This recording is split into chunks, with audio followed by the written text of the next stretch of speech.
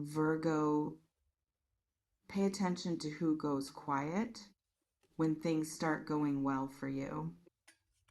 Not who celebrates loudly, not who sends the message, shows up at the right moment, says the right thing with the right warmth at the right time. Pay attention to the other ones, the ones whose energy shifts when yours rises, the ones who were comfortable, remarkably, consistently comfortable with you exactly as you were when you were smaller. You've noticed them, maybe not named them, maybe not allowed yourself to name them, because naming them requires a kind of clarity that feels almost cruel, almost disloyal to apply to people you care about. But the noticing has been there, in the slight cooling of a room, in the joke that landed 1 degree too sharp, in the silence that stretched 1 beat too long, after you shared something good. That noticing was not paranoia. That noticing was data. Let's build this carefully, because this territory, the territory of people who do not want you to win, is one of the most psychologically mishandled spaces there is. On one side, there are people who see enemies everywhere, who read every silence as sabotage, every distance as betrayal, every person as a potential threat to something they haven't even built yet. That is its own wound. That is a different conversation.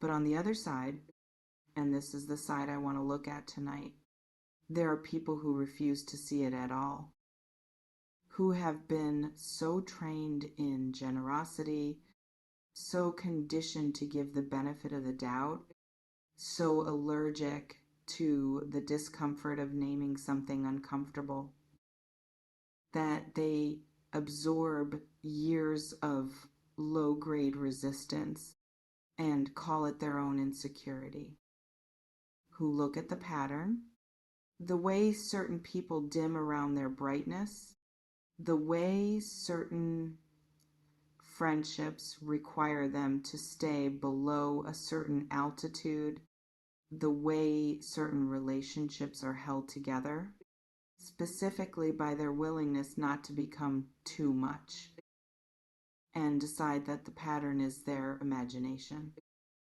It is possible, and I say this without drama, without conspiracy, with only the flat, clear light of psychological honesty, that the pattern is not your imagination.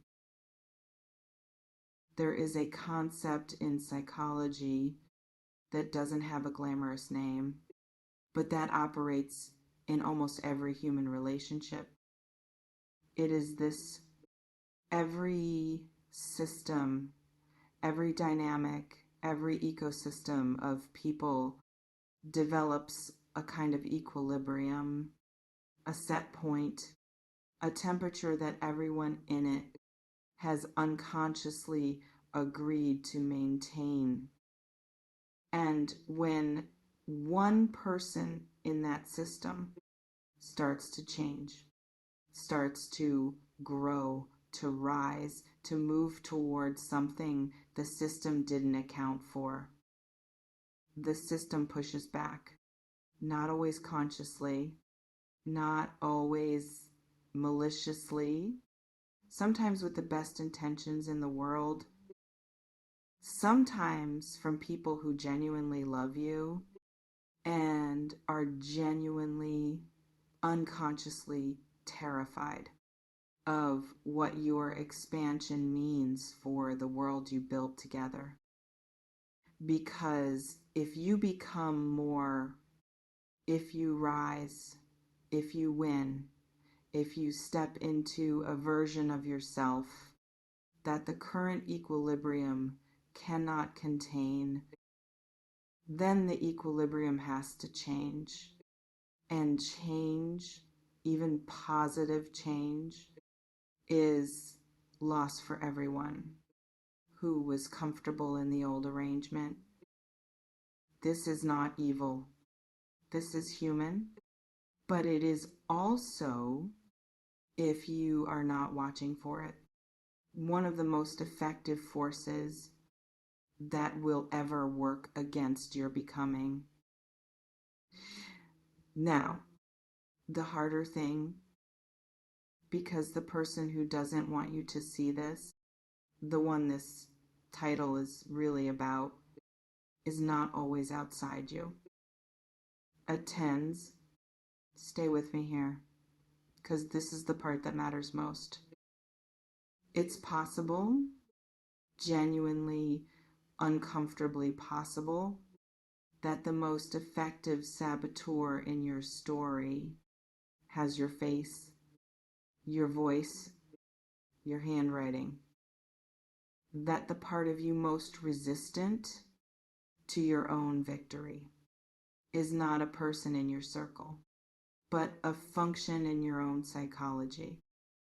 A function built, most likely, from something old, from a time when being visible was dangerous, when winning meant someone else losing, and that someone else's loss had consequences for you, when making yourself small was the most intelligent strategy available to a version of you that had very few other options. That strategy saved you then. It was not weakness. It was adaptation, but adaptation that outlives its context becomes its own kind of trap. And it's possible, if you sit quietly enough with this, that you can feel exactly where that trap lives in you. The moment just before the breakthrough, where something pulls back, the achievement that gets quietly undermined from the inside, the victory that arrives and is somehow never quite allowed to be celebrated fully. Not because you don't deserve it, but because some part of you is still waiting for the punishment that used to follow when you shone too brightly. Let's talk about victory, the real kind, not the cinematic kind, not the sudden dramatic reversal, the swelling music, the single defining moment that changes everything. The real kind is quieter, stranger, more interior. Real victory is almost always preceded by a period that looks, from the outside, like nothing is happening, like stagnation, like delay, like the thing you've been working toward has simply stopped responding to your effort. And it is precisely in this period, this desert stretch of apparent stillness, that most people turn back, not because they lack talent, not because they lack desire, but because the stillness feels like an answer, feels like the world confirming what the inner saboteur has been whispering all along. This is not for you. You were foolish to try. Go back to the arrangement where everyone was comfortable. And it's possible, as you listen to this, wherever you are in your particular stretch of desert, that you are in that period right now.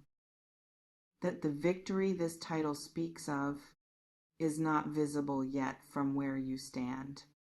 that the ground beneath you shows no obvious sign of what is moving beneath it. But underground movements are still movements. Roots growing in darkness are still growing. The earthquake you cannot yet feel is already reordering things in the deep structure of your life. The stillness is not an answer. It is a threshold. C'est étrange, mais j'ai l'impression que the victory that is possible for you is not the one you've been picturing. Not because it will be less, but because it will be different, because the version of winning you constructed in your imagination was built by the version of you that existed before this stretch of desert, before whatever this period has asked of you, before the refinement that difficulty performs on a person willing to stay in it. And what emerges from the desert is rarely what entered it. It is something leaner, something that has learned to carry less because it has discovered what actually matters. Something whose victory, when it comes, will not look like the performance of success, but like the deep, structural, quietly unshakable knowing that you became who you needed to become to receive what you've been moving toward. That kind of victory cannot be taken, cannot be undermined by the system's resistance, cannot be sabotaged by the inner voice that learned smallness as survival, because it doesn't live outside you where those forces can reach it. It lives in the irreducible interior, in the place that has always known exactly what you are capable of, even when everything around it insisted otherwise. Laissez-moi ralentir un instant, because I want to ask you something that requires real honesty, not the performed kind, not the answer you'd give in public, the kind that lives in the body, not in the head. Who specifically benefits from you not winning? Not as an accusation, as a map. Because when we can name clearly, calmly, without drama, the specific dynamics, the specific relationships, the specific internal patterns that have a stake in your remaining exactly as you are, we stop being mystified by the resistance. We stop taking it personally. We stop absorbing it as truth. And we start moving through it with the quiet, undramatic, almost boring persistence that is the actual engine of every real victory that has ever been achieved by a person who was told in one way or another to stay small. And the second question, the darker one, the one that asks the most, what would you have to stop performing? What comfortable smallness would you have to finally, fully release, to make room for the version of you that actually wins? Because victory, real victory, is not added on top of who you currently are. It requires the shedding of something, the old story, the managed expectations, the habit of arriving at 90% and finding a reason, elegant, reasonable, self-protective, not to go the rest of the way. The last 10% is where the resistance lives loudest, from outside and from within. And it is also precisely, exactly, without exception, where everything that matters is waiting for you.